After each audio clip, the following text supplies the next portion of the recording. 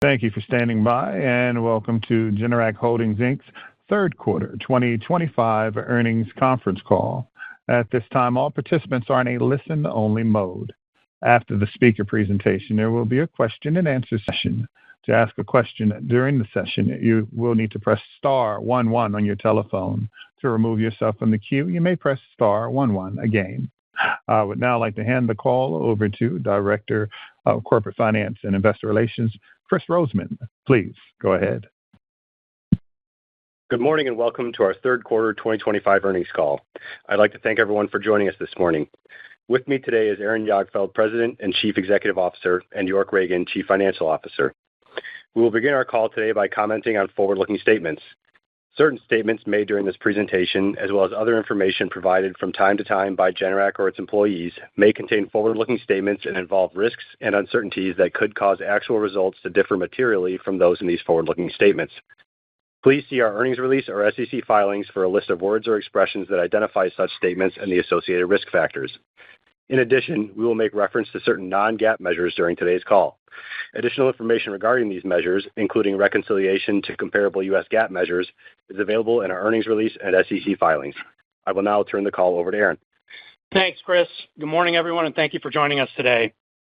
Home standby and portable generator shipments grew sequentially in the quarter, but were below seasonal expectations as a result of a power outage environment that was significantly below our long-term baseline average and the lowest third quarter of total outage hours that we've experienced since 2015. On a year-over-year basis, overall net sales decreased 5% to $1.11 billion. Residential net sales declined 13% as compared to the prior year quarter, with softness in home standby and portable generators partially offset by strong growth in sales of residential energy technology solutions. Global C&I product sales also increased 9% during the quarter, led by growth in the domestic telecom and industrial distributor channels, as well as international markets, which included the first shipments of our large megawatt generators to data center customers. Our significant momentum in the data center market has continued, with our backlog for these products now doubling to over $300 million over the last 90 days, with even greater opportunities developing in our growing sales pipeline. Now, discussing our third quarter results in more detail, third quarter home standby shipments and activations increased sequentially from the second quarter, but shipments decreased at a mid-teens rate on a year-over-year basis as a result of the significantly weaker outage environment in the current year period, as well as the strong prior year period that included the benefit of multiple landed hurricanes. The historically low outage activity in the quarter was broad-based, with all regions declining as compared to the prior year, and resulted in portable generator sales also declining on a year-over-year basis. Home consultations for home standby generators also increased sequentially from the second quarter, but declined year-over-year during the third quarter. Although the seasonally higher levels of IHCs that we would have normally seen did not materialize this year, home consultations held a solid baseline level, with the ratio of home consultations to outage hours at the highest level since we began tracking these metrics more than a decade ago. We view the relative resilience of the home standby category as further evidence of the continued growing awareness for these products and the underlying demand we continue to see as representative of a new and higher baseline level following the elevated outage environment of 2024, despite the very low level of outages seasonally in the third quarter. Our expanded investments in our marketing and lead generation capabilities, as well as our solid execution and optimization of promotional campaigns, also provided important support for the home standby demand during the quarter. Importantly, close rates improved substantially on a sequential basis and came in better than expected during the quarter, with strong momentum continuing here in the month of October. We remain focused on initiatives to support ongoing improvements in close rates, such as further increased awareness of financing alternatives and optimized sales tools and training for our partners. We also attribute the recent improvement in close rates to a significant change in our approach to distributing leads to our dealers through the implementation of an enhanced, data-driven process that allows our dealers to select or pull which leads they prefer to pursue, as opposed to the previous push approach, which distributed leads directly to specific dealers based on certain criteria. The new lead process allows a wider pool of dealers with higher close rates the ability to select which leads they believe they have capacity to address. We believe the resulting improvement in close rates will further optimize our customer acquisition costs and lead to a broader distribution of sales leads across our residential dealer base. Our residential dealer network continued to expand during the quarter as our dealer count reached nearly 9,400, an increase of approximately 100 from the prior quarter and an increase of nearly 300 dealers over the prior year. We view this continued strength in contractor interest in the product category as evidence of the growing underlying demand for backup power solutions despite the softer outage environment. In addition, our aligned contractor program, which targets contractors that purchase our products through wholesale distribution, has also continued to grow and provides for incremental engagement, training, and installation bandwidth through this important distribution channel.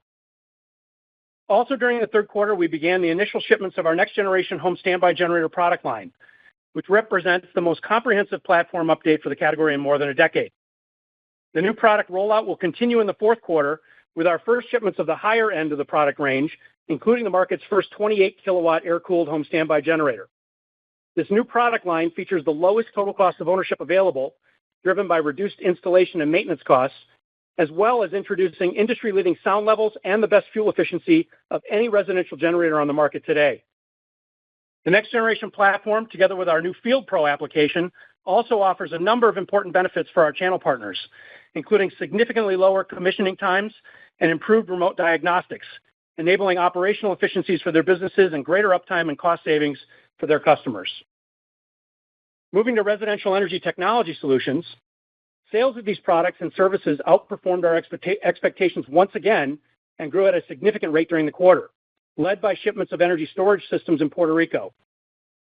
Our team continues to execute extremely well alongside our partners on this energy grant-related program, which is expected to drive continued strong residential energy technology sales growth into the fourth quarter.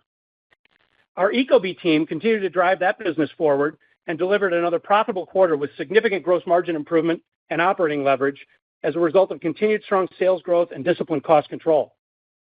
Additionally, ecobee's installed base grew to approximately 4.75 million connected homes, with increased energy services and subscription sales supporting a growing, high-margin recurring revenue stream. We expect ecobee to deliver positive EBITDA contribution for the full year, a key milestone for this strategically important part of our business.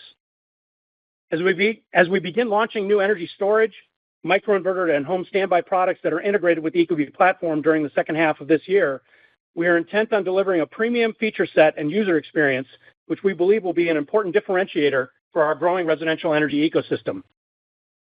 We also made significant progress in our solar and storage product development efforts during the third quarter as we began shipping PowerCell 2, our next generation energy storage system, and introduced Power Micro, our solar microinverter that will begin shipping by the end of this year. As we close out 2025, we are focused on leveraging these new products as well as our distribution and marketing capabilities to drive market share gains and significant sales growth in the future. As appropriate, however, we intend to recalibrate our investment levels to reflect the completion of our energy grant program in Puerto Rico and to adjust for a broader market environment that is likely to contract in 2026 as a result of the substantial reduction in federal incentives for solar and storage technologies. Although we see this market contracting in the near term, we believe that the secular trends of rising power prices and declining component costs are creating a situation where the economics of residential solar and storage technologies will provide for an attractive long-term market opportunity regardless of the level of government incentives. Now let me provide some additional commentary on our commercial and industrial product categories, where we continue to see year-over-year sales growth, which accelerated during the third quarter. In particular, sales to our domestic industrial distributor customers increased at a solid rate in the period as we further reduced the lead times for our C&I products. Our teams have been working hard to increase production rates over the last 18 months by bringing our new facility in Beaver Dam, Wisconsin online earlier this year. And as a result, we have successfully brought our lead times down to more historically normal levels. In addition to our operational execution in the quarter, our efforts to further develop our distribution partners, both owned and independent, have helped to expand our share of the domestic backup power generation market over the last several years. In addition to the growth in our industrial distribution channel, shipments to national telecom customers also grew at a robust rate in the third quarter compared to the prior year as part of the ongoing recovery for this important channel during 2025. We continue to expect the growing dependence on wireless communication and additional infrastructure required enhanced reliability to provide a solid backdrop for secular growth in sales of C&I products to our telecom customers into the future. Mobile product shipments to national and independent rental customers outperformed our prior expectations and increased on a sequential basis, which we view as signaling the beginning of a recovery for this market. We anticipate favorable momentum to continue building in the coming quarters for our mobile products, and we continue to believe we are well positioned for long-term growth given the megatrend around the infrastructure-related investments needed both domestically and internationally that leverage our global portfolio of mobile products. Internationally, total sales increased 11%, driven by continued strength in C&I product shipments in Europe and the first shipments of our large megawatt generators to a data center customer in Australia. International sales continue to benefit from the favorable impact of foreign currency, which we expect will continue in the fourth quarter. Additionally, international EBITDA margins expanded at a strong rate from the prior year due to favorable sales mix. Our initiative to penetrate the large and rapidly growing data center market continued to gain momentum, with initial shipments to international markets beginning during the third quarter. And as we saw, our global backlog of large megawatt generators for this important end market doubled to more than $300 million over the last 90 days. The first domestic shipments of these new large output generators began here in the month of October, and we are projecting strong sequential growth in sales to the data center end market during the fourth quarter. The large majority of our backlog is expected to ship in 2026, providing a meaningful tailwind for overall C&I product growth in the coming year. Importantly, we continue to develop a robust pipeline of new opportunities within the data center market that represents significant upside for our C&I product in 2027 and beyond. Data center power demand is forecasted to grow at a significant rate for the foreseeable future, and the high uptime requirements of these facilities drives backup power needs in excess of site electricity consumption. Third-party estimates suggest that global data center power demand will cumulatively grow by more than 100 gigawatts over the next 5 years, with the potential for incremental annual capacity additions to double by the end of this decade. Additionally, further global market opportunities exist for large megawatt generators within our traditional end markets, in particular providing backup power for large manufacturers, cold chain distribution centers, healthcare facilities, and other critical infrastructure that have higher backup power requirements. Given the existing supply constraints within the high end of the C&I backup power generator market, large megawatt generators represent a massive opportunity for Generac as a long-standing, well-known participant in the C&I backup power markets. In addition to our highly competitive lead times, we believe that our strong reputation as an engineering-driven organization that is uniquely focused on backup power with a customer-centric approach and world-class service capabilities will allow us to gain share in the data center backup power market as well as our traditional end markets. Given the momentum in our sales pipeline and the significant incremental market opportunity we see in the future, we have been actively exploring further investments to aggressively expand our competitive positioning and increase our capacity and capabilities for these products. We expect to undertake several important capacity expansion-related projects and investments during the fourth quarter to position Generac as a significant producer of these products well beyond 2026 and to support what we believe could be a potential doubling of our C&I product sales over the next 3 to 5 years. In closing this morning, our third quarter results and our lower residential sales outlook reflect a historically weak power outage environment. However, the megatrends that support our future growth potential remain intact, as lower power quality and higher power prices will be an ongoing challenge given the more frequent and severe weather patterns as well as broader electrification trends.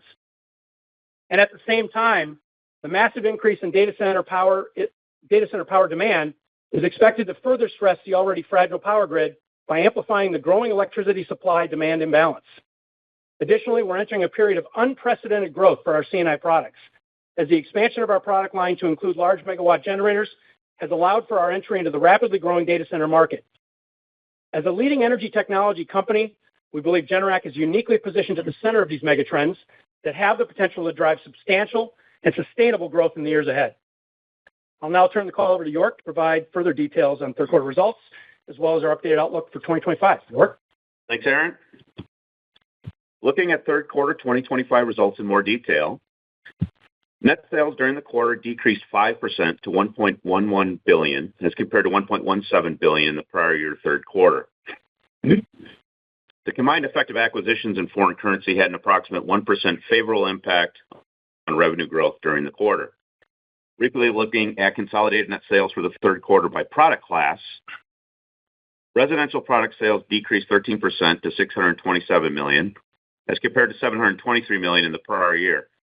As Aaron discussed in detail, a significantly lower power outage environment as compared to the prior year resulted in a decline in home standby and portable generator shipments. This is partially offset by robust year-over-year growth in sales of energy storage systems and ecobee home energy management solutions. Commercial and industrial product sales for the third quarter increased 9% to $358 million as compared to $328 million in the prior year. Core sales growth of approximately 6% was driven by an increase in shipments to our domestic telecom customers, together with strong growth in Europe and initial shipments of our new large megawatt generators to a data center customer in Australia, partially offset by continued weakness in shipments to national rental accounts. Net sales for the other products and services category increased approximately 5% to $129 million as compared to $123 million in the third quarter of 2024. Core sales increased approximately 3%, primarily due to growth in ecobee and remote monitoring subscription sales and other installation and maintenance services revenue, partially offset by a reduction in parts and accessory shipments given the lower outage environment. Gross profit margin was 38.3% compared to 40.2% in the prior year third quarter, primarily due to unfavorable sales mix, together with the impact of higher tariffs and manufacturing under absorption, partially offset by increased price realization as a result of price increases implemented earlier in the year to address the impact of incremental tariffs.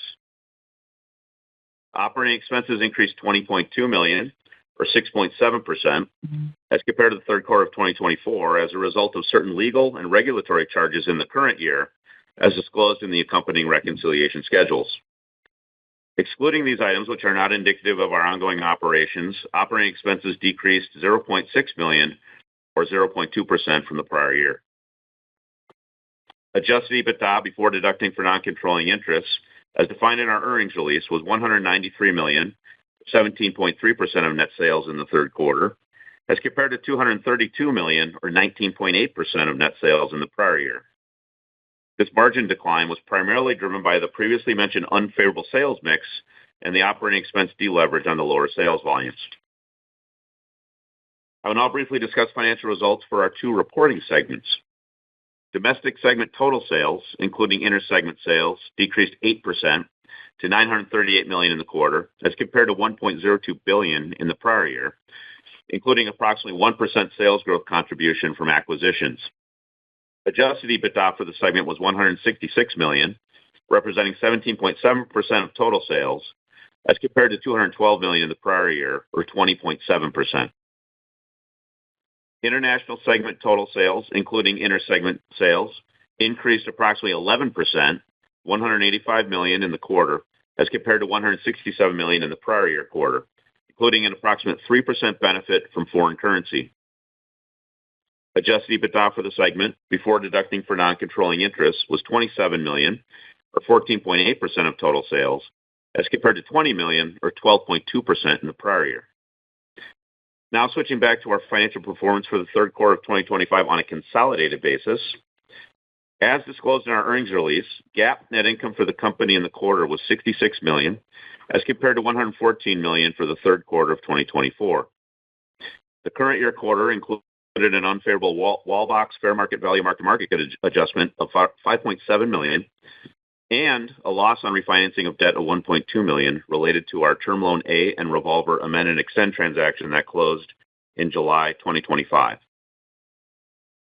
Our interest expense declined from $22.9 million in the third quarter of last year to $18.5 million in the current year period as a result of lower borrowings and lower interest rates relative to prior year. GAAP income taxes during the current year third quarter were $11.8 million, or an effective tax rate of 15%, as compared to $33.5 million, or an effective tax rate of 22.7% for the prior year. The decrease in effective tax rate was primarily driven by favorable discrete tax items in the current year quarter related to certain return to provision adjustments that did not occur in the prior year. Diluted net income per share for the company on a GAAP basis was $1.12 in the third quarter of 2025, compared to $1.89 in the prior year. Adjusted net income for the company, as defined in our earnings release, was $108 million in the current year quarter, or $1.83 per share. This compares to adjusted net income of $136 million in the prior year, or $2.25 per share. Cash flow from operations was $118 million, as compared to $212 million in the prior year third quarter. And free cash flow, as defined in our earnings release, was $96 million, as compared to $184 million in the same quarter last year. The change in free cash flow was primarily driven by an increase in inventory levels during the current year quarter and lower operating income, which was compounded by a decline in inventory levels during the prior year quarter. Total debt outstanding at the end of the quarter was $1.4 billion, resulting in a gross debt leverage ratio of 1.8 times on an as-reported basis. With that, I will now provide comments on our updated outlook for 2025.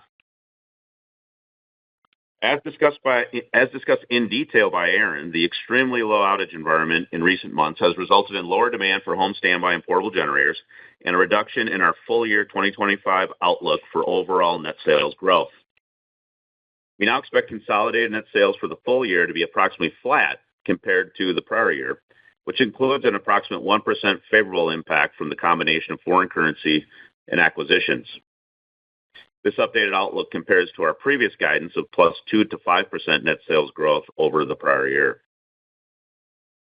Looking at product classes, we now project full year 2025 residential product sales to decline as compared to the prior year in the mid-single-digit % range, while C&I product sales are expected to increase as compared to the prior year, also in the mid-single-digit % range. The resulting sales mix shift is projected to have an unfavorable impact on gross and adjusted EBITDA margins for the year as compared to our prior guidance. Specifically, we now expect gross margin % for full year 2025 to be approximately flat to slightly down compared to the full year 2024 levels. This represents a nearly 1% decrease from our prior expectation of approximately 39.5% as a result of the previously mentioned unfavorable sales mix and lower manufacturing absorption given the lower residential production volumes, together with incremental new product transition and C&I plant startup costs that are transitory in nature. Additionally, this gross margin guidance assumes that current tariff levels that are in effect today stay in place for the remainder of the year. Looking at our adjusted EBITDA margin expectations for the full year 2025, given the factors impacting our gross margins, together with additional operating expense deleverage on the lower sales volumes, we are reducing our guidance for adjusted EBITDA % to approximately 17%. This is compared to our previous guidance range of 18% to 19%. Additionally, as a result of higher use of cash for primary working capital and capital expenditures, free cash flow conversion from adjusted net income is now expected to be approximately 80% for the full year 2025, as compared to the previous guidance range of 90% to 100%. This would still result in approximately $300 million of free cash flow in fiscal 2025, which provides for near-term optionality to allow for additional investments to drive future growth as part of our discipline and balanced capital allocation framework. As is our normal practice, we're also providing additional guidance details to assist with modeling adjusted earnings per share and free cash flow for the full year 2025. For full year 2025, our GAAP effective tax rate is now expected to be between 20% to 20.5%, down from our prior guidance of 23% to 23.5% due to the lower realized third quarter tax rate. Specifically for the fourth quarter 2025, our GAAP effective tax rate is expected to be approximately 25%. Importantly, to arrive at appropriate estimates for adjusted net income and adjusted earnings per share, add-back items should be reflected net of tax using this 25% effective tax rate. We now expect interest expense to be approximately $70 to $74 million for the full year 2025, assuming no additional term loan principal prepayments during the year. This compares to our previous guidance of $74 to $78 million and contemplates lower interest rates and outstanding borrowings than previously assumed. Our capital expenditures are now projected to be approximately 3.5% of forecasted net sales for the full year 2025, a 0.5% increase from prior guidance as a result of incremental CapEx investment for data center capacity expansion expected in the fourth quarter of 2025. Depreciation expense, GAAP intangible amortization expense, and stock compensation expense are expected to remain consistent with last quarter's guidance. Our full year weighted average diluted share count is expected to be approximately 59.4 to 59.5 million shares, as compared to 60.3 million shares in 2024. Finally, this 2025 outlook does not reflect potential additional acquisitions or share repurchases that could drive incremental shareholder value during the year. This concludes our prepared remarks. At this time, we'd like to open up the call for questions. Thank you. As a reminder, to ask a question, you will need to press star 11 on your telephone. To remove yourself from the queue, you may press star 11 again. You will be limited to one question to allow everyone the opportunity to participate. Please stand by while we compile the Q&A roster. Our first question comes from the line of Tommy Moll of Stephens. Your line is open, Tommy. Good morning, and thank you for taking my questions. Hey, Tommy. I want to start on the data center market opportunity, Aaron. What all have you learned thus far in terms of the competitive dynamics there, the size of the opportunity? I think last quarter you framed it at about $5 billion, the deficit next year. And then just in terms of the types of customers where you're seeing some traction, what's the nature of the conversation with hyperscale at this point, and any orders there in the backlog number that you gave us? Thank you. Yeah, thanks, Tommy. So, I mean, obviously, this is just a really unique opportunity for us. The structural deficit of the supply side of backup power for this particular market is, as you would imagine, with the foot race that's ongoing here to put these data center facilities in the ground. Every single conversation we have with a developer, with a hyperscaler, an edge data center provider, all of those conversations are almost the same in terms of just the difficulties in bringing these facilities online because of some of the constraints. The constraints being in the electrical side of the buildings, transformers, switchgear, generators. All of those components are in heavy demand, as you would expect. And this is, I think, just from a structural standpoint, it feels like this is going to continue for some time. We don't have in our backlog today any orders reflected from any hyperscalers, but we continue to have very productive conversations there. And we're very optimistic as we work to get added to the approved vendor lists for these hyperscalers. They are very eager to have additional supply come into the market. They're very eager to have us be a supplier to the market. Again, I think our brand, we're a trusted brand. We've been in the C&I backup power market for over 50 years.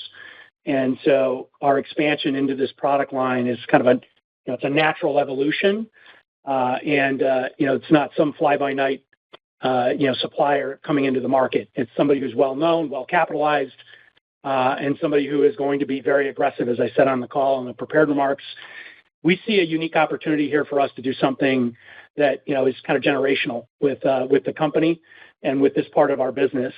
And as I said in the prepared remarks, we will have, we've got a number of balls in the air here that, like Q4, here in Q4, we're going to have to pull the trigger on a number of things. We've taken up our CapEx guide range slightly. That's part of the front end of this. That's everything from facilities to equipment. Our M&A funnel has also expanded, where we think we could add capabilities and additional capacity through acquisitions. So we're looking at, basically, we're not leaving any stone uncovered here, Tommy. Again, we have to be aggressive. We have to lean forward, and we will capitalize on this in a way that, I think, the market certainly wants us to succeed. Every conversation we've had is to that effect, and we will succeed. This is going to be an area, it's right in our wheelhouse. I feel very comfortable and very confident that we can execute on this. Our first shipments, I watched them go out of our factory in Oshkosh, Wisconsin last week, a week and a half ago. Our first shipments went out internationally to a customer here earlier in the month, and things are rolling. We've got products on the line And we are looking at, how can we aggressively expand our capacity with, by leaning forward with investment in this area of our business. Thank you. Our next question comes from the line of George Gianarikas of Canaccord Genuity. Please go ahead, George. Hi, good morning, everyone, and thank you for taking my questions. Hey, George. Morning. Now, I know you're not talking about 2026 just yet, but if you could just sort of help us work through all the moving parts here. Clearly, outages have been weaker. There's a pull from data center generators, and there's this the roll-off potentially of what's happened so far in Puerto Rico. So how should we sort of think about 2026 broadly with all the moving pieces at play? Thank you. Yeah, George, thanks for the question. Yeah, just kind of, and again, not giving guidance here, but I think to answer your question, let's start with just from a product category standpoint, our residential products, and kind of dig down a level deeper there with home standby and portables. Yeah, it was a crappy season. I mean, let's be honest. The weather was really nice everywhere. We've been doing this a long time. We have not seen many 3Qs where we just didn't have outage activity. Like, we planned the business around normal baseline outage, and we got nowhere near normal. I mean, we were literally 75 to 80% below normal for the quarter, just in raw outage hours. And that's without, obviously any major events happening either. And obviously we're comping against majors last year. So it just, it looks bad. It feels bad, but it's temporary. I mean, we've been through this before. These weather patterns, we don't know what happens with weather. It comes and goes, and these outage, structurally nothing's changed there. I mean, just you've got, in fact, I would point to all the structural things from a megatrend standpoint that we've been talking about, only continue to point to less reliability in the grid going forward. So, and what's really remarkable, I would just point this out, and we said this in the prepared remarks, and people can call it what they want, but those product categories, home standby and portables, were up sequentially over Q2. So, we're holding that baseline of growth that we achieved last year. It's amazing to me the underlying strength of that category. We just didn't see the seasonal lift that we would normally see. So fast forward to 2026 for that category. It's going to grow well, right? I mean, if we return, again, the assumption there, returning to baseline level of outages, now we're going to go to easy comps. Now, we're going to have the opportunity to grow that category. And I would also point out, we continued to grow dealer base, right? Our dealer count went up. We added over 100 in the quarter, which I think is indicative of a healthy market. We continue to see lead flow. Our customer acquisition costs continue to improve. We've been continuing to use data to refine our lead algorithms and our processes there in a way that we believe is going to impact, and we actually saw a favorable impact to close rates in the quarter, and we think that's going to accelerate into 2026. So improved close rates next year, broader dealer counts, a return to normal baseline outages. And we also won shelf space for portable generators coming off of last season's hurricane. So we've got expanded presence at retail. That's all a really good setup for the categories, those product categories next year. So I would put that in the plus column for next year. It's going to grow. It's going to grow very nicely. We also have pricing, the effective pricing. We'll get a full year of that next year. So all of those things are good things for our residential products. Energy technology is a subset of that. Inside of that, obviously, Puerto Rico, the energy grant program there goes away after this year. We haven't heard that it's going to continue, at least at this point. There's a chance it could, but we're not banking on that at all. And obviously, structurally, I think everybody knows that market is going to contract in 2026, the market for solar and storage. And that's on the back of primarily the loss of the 25D, tax credit, incentive tax credit for homeowners. That said, when you look at, longer term, look at your electricity rates. And George, I know you follow this. I know a lot of folks follow this. Electricity prices are up. They're up in many cases, in many areas, they're exceeding the rates of inflation. And they're only going higher. We're just getting started. That is before we see this wave of AI power demand really impact pricing for electricity rates. And as rates go up, electricity prices go up, as the cost of these technologies continues to come down for storage and solar. And I would also say that as interest rates come down, Structurally, you can say, okay, the market's going to be off. The overall market's going to contract by 20 to 25% next year. I mean, I think it's conceivable that we're not going to claw all that back, but we've got growth with ecobee, and I think we have these other elements that longer term are still a really good setup for solar and storage. We got a lot of new products just hitting the market, so we feel good about, it's not going to feel good in terms of the results next year for that segment. I don't think it'll be off 20 to 25%. It'll be off something because of the loss of the DOE grant program. But again, I think long term, we feel good about where we're going with that product category, feel good about the new products, feel really good about ecobee. Ecobee's been an outstanding performer for us within that part of our business. We feel good about that. And then you move to C&I. And that is just a tremendous story in terms of, we've got great visibility now. That $300 million of backlog that we've amassed, it's doubled in the last 90 days. Most of that is 2026. As we said before, structurally, we think we can probably go to $500 million from a capacity standpoint in 26. So we still have, opportunity to take that pipeline and convert more in 26 to the degree that we have customers who may need product and may need to get their hands on gensets next year. We think we can provide them. And in fact, we think we can probably go north of $500 million to some degree by stretching capacity, by making some of the investments we're making right now. I think there's a little bit of upside there for 26 beyond the $500 million. But what we're focused on right now, George, is beyond 2026. We're focused on growing that business, growing our capacity in a way that, again, it's just, as I mentioned before on the previous question, it's just unique. It's generational. I don't think we'll ever see this opportunity again, and we've got to go after it aggressively. Thank you.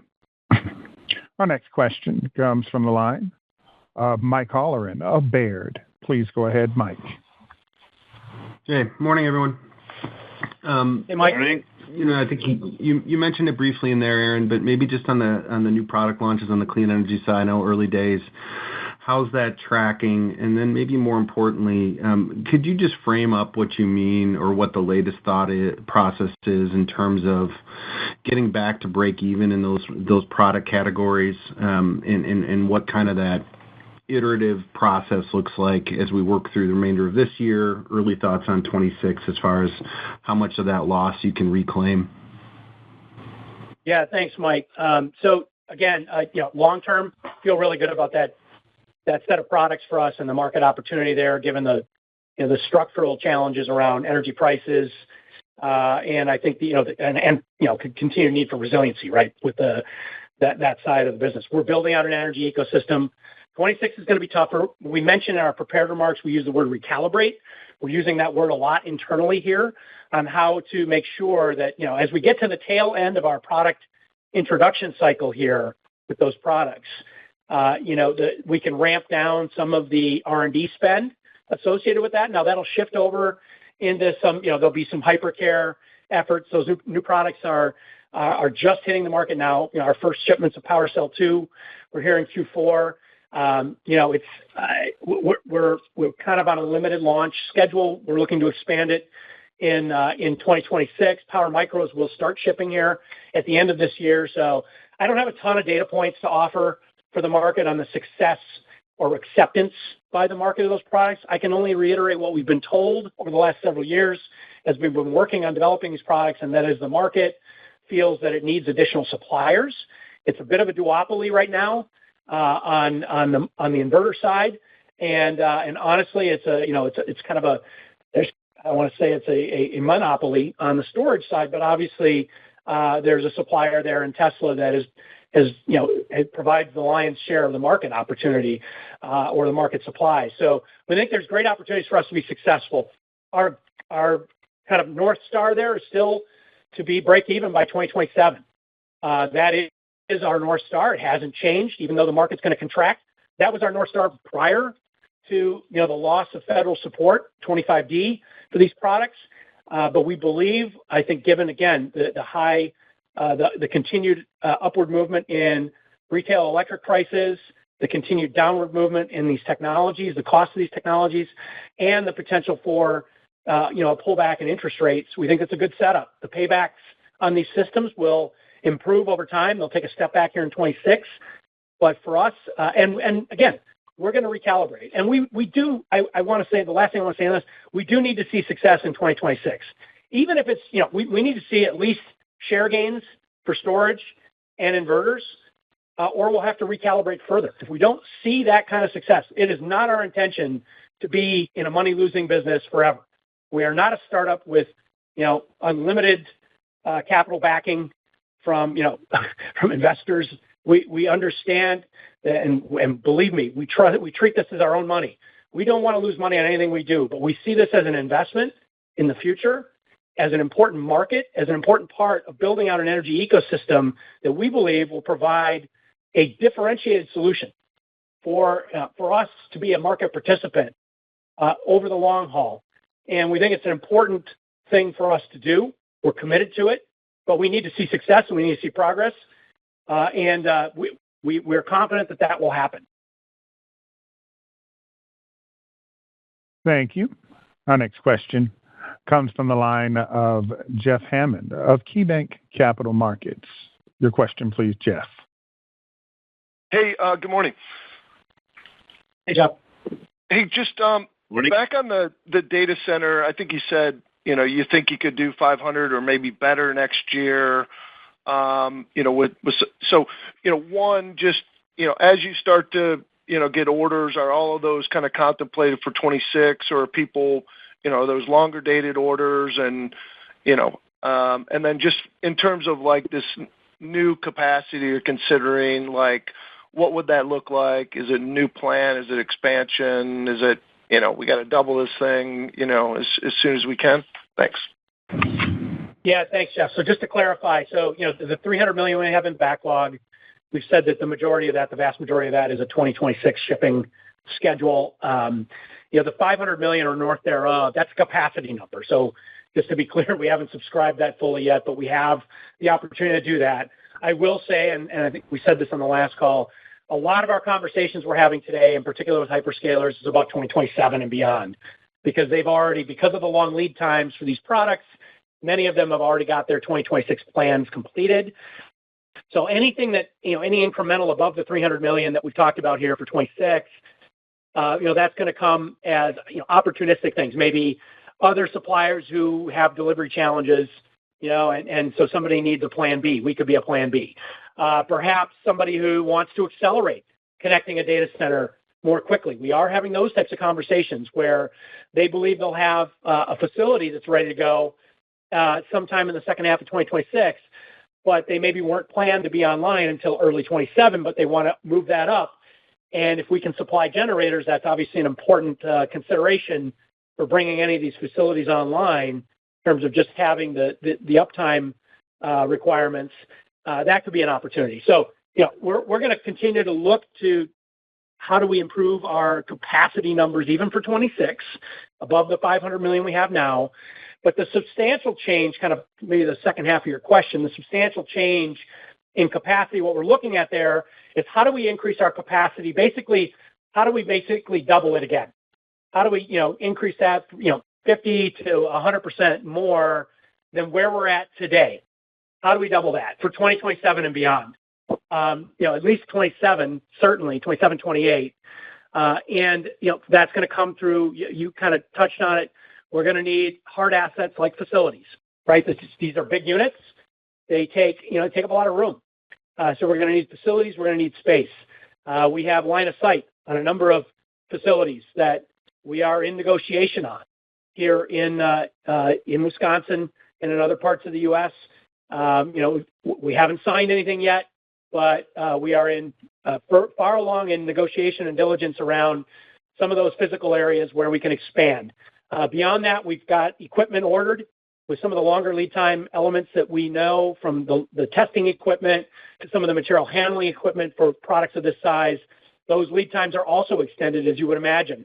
And we put those bets down here recently, and so we feel like we'll be able to bring that online in time to satisfy late 26, early 27 type of production timelines. We also, as I mentioned in the prepared remarks, we continue to look at our M&A opportunities. Are there other ways that we could accelerate even more quickly, more rapidly? not only in terms of raw capacity production for these products, but also certain elements where we can, are there other value streams we can capture in the unit? We don't make the engine. So structurally, we're at a bit of a disadvantage to some of our competitors who actually make the engine. Not all of them do, but some of them do. So where else can we look to add value in these products? And is that an opportunity? Are there other critical components where we've heard of shortages? And can we look to acquisitions to put us in the market to be a more fulsome supplier, not only of the backup equipment, but maybe other elements around the backup systems that go into these facilities. So we're looking at all those things. We've had a very, as you know, Jeff, you've followed the company a long time. We've had a very active M&A, group here, team here. Nothing's changed there. We've done a lot of M&A over the last 15 years. We're very comfortable doing that. We've got an excellent team here that is working on a number of things that could, provide us additional capacity and/or capabilities more quickly as we get into 2026. So all those things are on the table. I think, the point that I want to make, I think for you and for others is we have a fantastic position financially, a really strong balance sheet. We produce a ton of cash flow. We're going to put that to work. We're going to put that to work in our C&I business in a way we have not put it to work before. We're going to put it to work going after this opportunity because, again, we feel this is just a unique thing. And so we're going to be aggressive there. We're going to lean in, and that's going to have we believe, a material impact to potentially double this business, in the next 3 to 5 years, that C&I business. Thank you. Our next question comes from the line of Brian Drab of William Blair. Your line is open, Brian. Thanks. This is sort of an easy segue to my question. You're talking about the capacity expansion and the idea that you don't manufacture the engine. I'm just wondering, Aaron, what are the biggest challenges? What are your biggest concerns about adding this much capacity that quickly in terms of supply chain or just anything in terms of the manufacturing operation that's going to be challenging? I think people are looking for just that confidence that this capacity can come online smoothly. Yeah, thanks, Brian. Great question. I would just point to we brought the product line online in our Oshkosh, Wisconsin facility very quickly. We finished our development earlier this year, produced our first lines. We made, by the way, within our CapEx numbers this year are a bunch of upgrades to that facility to allow for the startup of manufacturing in these products. That was part of getting to the $500 million or slightly north of capacity that's available for us, in 2026. That's in our run rate, our CapEx run rate this year. We've been working around the clock, and that's no lie in terms of the test cell upgrades, the material handling upgrades, the physical upgrades. I mean, we're moving walls, we're moving cranes, we're expanding, we're doing things there that are readying us for production. And as I said, we rolled some of the first units down the line, a couple weeks ago, got those out on trucks and shipping, about 10 days ago, and we're building here in the fourth quarter. So I feel very comfortable that the production side of this, we can do that. That's within our wheelhouse. The supply chain side, our engine partner there has a ton of capacity, and I don't feel like that's going to be a constraint for us. Which I think has, if you look at the market, the broad market today, and the structural imbalance that we've talked about on this call and on the previous call, is largely around the engine supply. And so coming into the market with an engine supply partnership like we have with Baudouin, we just, and who has they've made a massive investment that they've brought online in these, what they refer to as large bore diesel engines. We feel like, we're in a really good position there to be able to, supply the market with these types of products. Engines will not be a constraint. Then you move to the next large component, which is alternators. We're working with multiple alternator suppliers. They are all suppliers we know because we buy from them today for our C&I market. So it's not a new supply base. This is a very similar supply base to what we see in C&I, where we have great long-term relationships. So we're able to leverage those relationships to work with them to grow that business and to leverage, our expertise and we're a known commodity. So they're not selling to somebody, on some fly-by-night operation or some potential customer here they don't know. We are not a credit risk. We're not a risk operationally. We're a known commodity. So I think those are all pluses. I think where the physical constraints are going to happen, or the constraints are going to happen is physically, right? Just the amount of product that we can build because these things take up space. And then downstream, some of the packaging constraints that could happen. You got a lot of the industry, we build the unit up to a certain level, and then the product is shipped to, in our industry, what's known as a packager. The packager then provides the outer housing, the enclosure, to the end customer spec. And those are unique specifications. So they're really, a lot of times, they're engineered to order, and so they're highly configured, and they're built to unique specifications for customers. We believe there's opportunities there for us to participate and work with some of the packagers. We've lined up a couple of partnerships there to make sure that we've got at least adequate capacity for the orders we have in-house today. But how do we grow beyond that? We don't want that to be a constraint in our growth as we're going forward. So we're looking at ways to partner more deeply with those packagers so that we can ensure that that's not a constraint on our growth for this market opportunity. So there's a lot of things that I just said there, and there's a lot of things that we need to do execution-wise. But again, when I look at what this is, it's just not that far afield from what we do today. And, what we've been doing for the last 50 years in the C&I industry. And so I just feel like if there's a place where, something is in our wheelhouse and where we can, we have the opportunity to really have an impact, it's in this, not only the data center end of it, but as I said, the traditional market for large backup power is also a great opportunity for us. We've got a lot of order activity, a lot of pipeline activity there that we're working through as we bring the first products to market on an order basis for that end of the market as well. So a lot of great things ahead for that part of our business. Thank you. Our next question comes from the line of Mark Strauss of J.P. Morgan. Please go ahead, Mark. Yes, good morning. Thanks for taking our questions. Aaron, you mentioned earlier trying to get on the approved vendor list for some of the hyperscalers. Can you just give a bit more color on what that process really looks like? And is the timeline for that kind of more measured in months or quarters, or anything that you can share there would be great? Thank you. Yeah, thanks, Mark. Yeah, it's different for each hyperscaler. We are I might just point out, we are the preferred supplier for 2 global co-locators already. So in terms of what it means to be on the AVL, when we're talking about that, we're really referring to the AVL for the hyperscalers. We're making really good progress with the co-locators, and we are already listed as a preferred supplier for 2 of them globally. So I feel really good about where we're at there.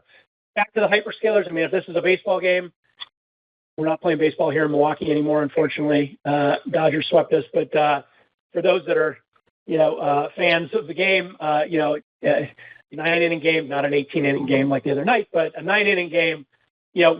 I would categorize our progress there. First of all, it is measured in months. I think, again, the hyperscalers that we're working with are pushing us to get through their gauntlet, and it is a gauntlet. It's just a process. A lot of it is, there's contracts, right? So you've got a lot of back and forth from a legal perspective. You have, certificates of insurance. You have entity discussions, right? Like what's our org structure, entity structure. There are high-level management meetings. They want to do face-to-face, right? Every one of them has a little bit of a different approach, and there are different boxes to check for each one. We do not see any showstoppers in those processes. They just take time to get through.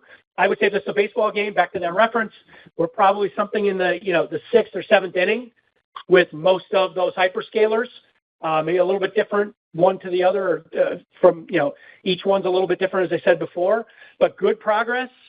We hope to have, better updates as we go forward here. I think the greatest evidence there will be the continued growth in that backlog and actually having a hyperscaler come in and, with their trust, give us an opportunity to supply them with product, whether it be in 26 or what is more likely, as I said before, it's 2027 and beyond.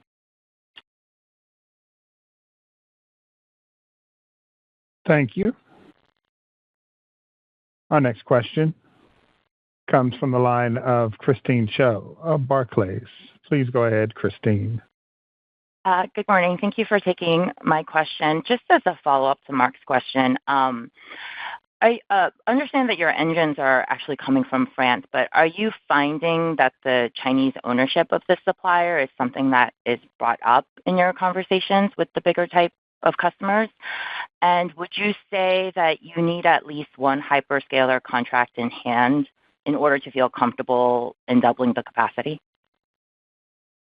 Yeah, great questions, Christine. So on the supply chain side with our engine supplier, we've talked through with our customer base, where we're getting our engines from. Obviously, I think if you look at the supply of any of these engines, by the way, from the competitive set, there are components that today are only available in some parts of the world like China.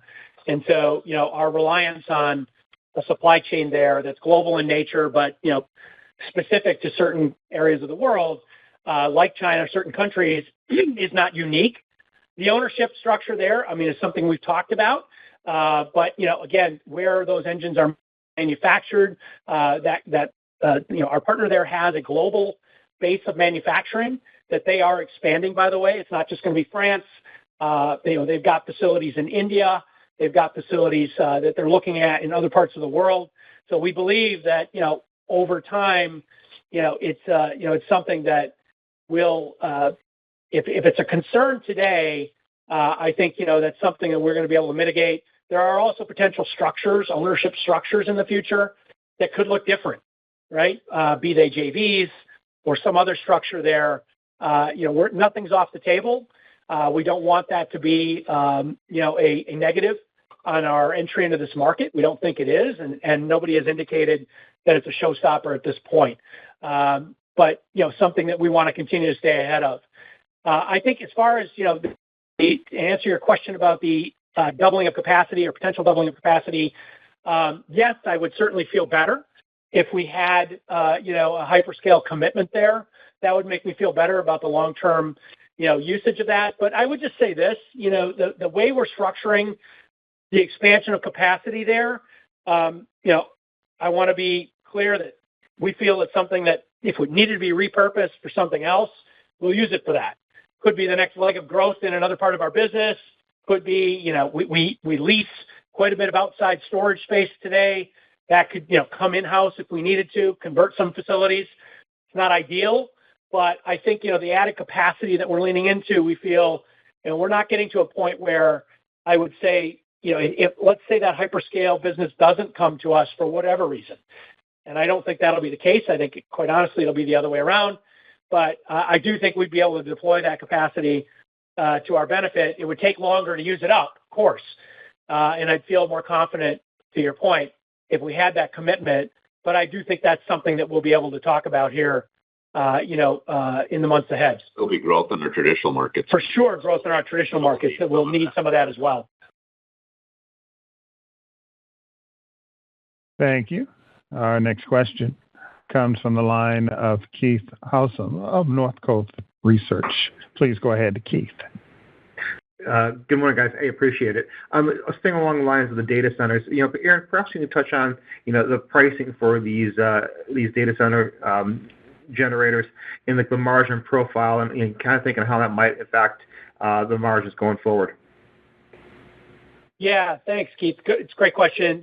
Pricing ASP on each unit, if you're talking about a 3.25 megawatt unit or larger. And by the way, I would just note, today our product line, we rolled out the first part of the product line up to 3.25 megawatt.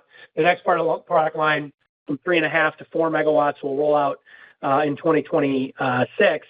But the ASPs on these products range from, depends on the content, depends on the customer, but it can be anywhere from, $1.5 million to $2 million per genset.